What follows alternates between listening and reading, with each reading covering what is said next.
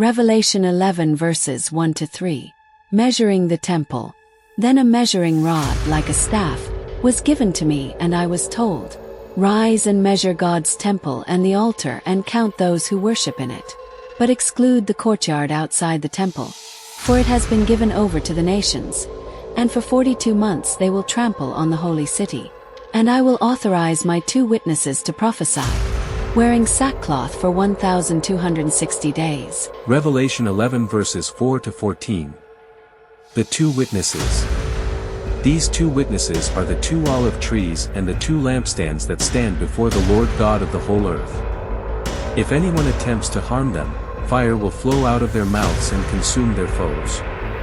All who seek to harm them will die in this way.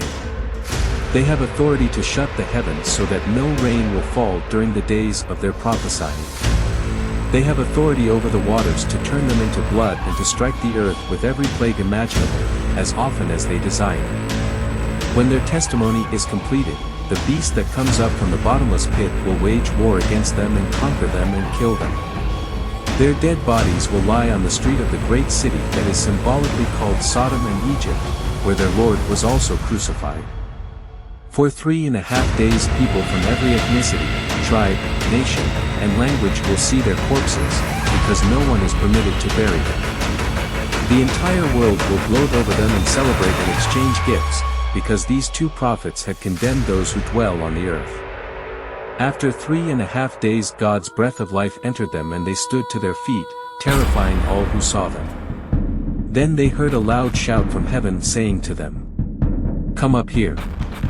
The 2 prophets climbed up into heaven in a cloud while their enemies watched. At that very moment there was a powerful earthquake and 1/10 of the city collapsed, killing 7,000 people. The rest were terrified and gave glory to the God of heaven. Now the second woe has passed and the third is coming swiftly. Revelation 11 verses 15-19. The 7th trumpet. Then the 7th angel sounded his trumpet, and a loud voice broke forth in heaven, saying, "The kingdom of the world has become the kingdom of our God, and of his anointed one. He will reign supreme for an eternity of eternities."